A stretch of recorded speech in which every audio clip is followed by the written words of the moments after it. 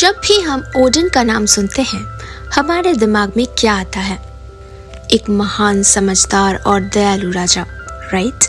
एक ऐसा बाप जो जस्टिस के लिए लड़ता है। But what if I tell you कि मार्वल ने आपको सदियों का सबसे बड़ा झूठ बेचा है। जो वाइकिंग्स सच में ओडिन की पूजा करते थे ना, वो उसे कोई महान राजा नहीं मानते थे, वो उससे डरते थे। क्योंकि असल मिथ्स में ओडिन एक धोखेबाज, सेल्फिश और क्रीपी जादूगर था जो अपना फायदा देखने के लिए आपका पूरा खानदान कुर्बान कर सकता था। Welcome to Mythika. आज हम मार्वल और पॉप कल्चर के इस नोबल किंग का मुखौटा उतारने वाले हैं और देखने वाले हैं the terrifying reality of the real Odin. Pop culture में दिखाया जाता है कि ओडिन हमेशा अपने सोने के तख्त पर बैठकर पूरे ब्रह्मांड पर नजर रखता है, पर रियल नॉर्स मिथोलॉजी के मुताबिक ओडिन को एक जगह बैठना पसंद ही नहीं था।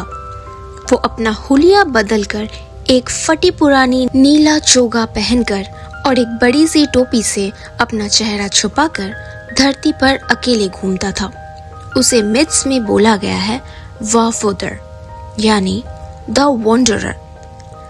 सोचिए, ठंड की रात है और आपके घर कोई अजीब सा एक आंख वाला बूढ़ा आदमी आता है। वो आपसे खाना और रहने की जगह मांगता है। वाइकिंग्स के जमाने में ये ओडिन का सबसे बड़ा ट्रैप होता था। वो आपके घर आकर आपसे अजीबोगरीब पहेलियां पूछता था।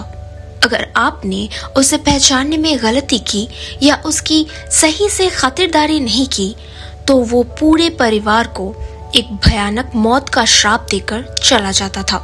He wasn't a king, he was a psychological manipulator. अब बात करते हैं उसके नाम की। आपको लगता होगा ओडिन का मतलब लॉर्ड या राजा होता होगा। Absolutely wrong. ओडिन नाम निकलता है एक पुराने वर्ड ओदर से और इसका लिटरल मतलब होता है मैडनेस एंड फ्यूरी, पागलपन और जुनून। ओडिन कोई धर्मराज टाइप भगवान नहीं था, वो गॉड था बर्जर्कर्स का।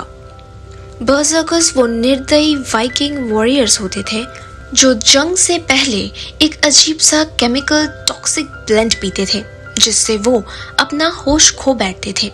उन्हें दर्द महसूस नहीं होता था। वो जानवरों की तरह चिल्लाते थे और सामने आने वाले हर इंसान, चाहे वो बच्चा हो या औरत, उसे काट डालते थे। ओडिन को इस बेरहम पागलपन से एनर्जी मिलती थी। वो इस खून खराबे को एंजॉय करता था। चलो, ये तो थी ताकत की बात, पर क्या आपको पता है कि ओडिन एक विच भी था? नॉर्स कल्चर में एक मैजिक होता है जिसे कहते हैं सेदर। ये एक तरह का काला जादू था जिससे फ्यूचर देखा जा सकता था और लोगों का दिमाग मैनिपुलेट किया जाता था। पर इसमें एक ट्विस्ट है जो मार्वल आपको कभी नहीं बताएगा। वाइकिंग सोसाइटी में सेदर मैजिक सीखना सिर्फ औरतों का काम माना जाता है। अगर कोई मर्द ये मैजिक सीखता था तो उसे एर्गी यानी अनमैनली और शेमफुल बोला जाता था, जो उस जमाने की सबसे बड़ी गाली थी। लेकिन ओडिन वो पावर का इतना भूखा था कि उसने अपनी मर्दानगी और धर्म दोनों को दांव पर लगा दिया। मिथ्स में लोकी ने खुद सबके सामने ओडिन का मजाक उड़ाया था, ये बोलकर कि तुम तो लड़कियों की तरह छड़ियां घुमाते हो। But Odin didn't care. Power के लिए वो कुछ भी करने को तैयार था। अब आते हैं सबसे बड़ी रियलिटी पर। हम सब जानते हैं कि ओडिन अच्छे और बहादुर वॉरियर्स को मरने के बाद वैलहैला बुलाता है।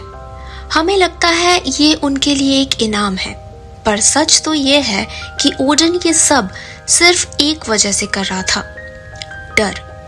ओडिन को पता था कि एक दिन रैग्नारोक आएगा, the end of the world, और उस दिन वो मारा जाएगा।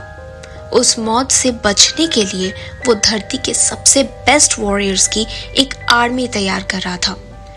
और पता है वो ये आर्मी कैसे बनाता था? धोखे से। जब भी धरती पर कोई महान वाइकिंग वॉरियर कोई जंग जीतने वाला होता था, ओडिन चुपके से उसकी तलवार तुड़वा देता था या उसके दोस्त से ही उसकी पीठ में छुरा घोंपवा देता था। क्यों? ताकि वो वॉरियर वहीं मर जाए और ओडिन उसकी आत्मा को चुरा कर वैलहल्ला में कैद कर सके। वो अपने ही सबसे बड़े भक्तों को धोखे से मरवाता था। It's like a cosmic human hoarding scheme. So the next time you watch a Marvel movie, याद रखना, वो सोने के मुकुट वाला राजा असल में एक डरपोक, धोखेबाज और forbidden मैजिक करने वाला जादूगर था जो सिर्फ अपने आप को बचाना चाहता था। वैसे आपको ओडिन का कौन सा रूप सबसे ज्यादा पसंद है?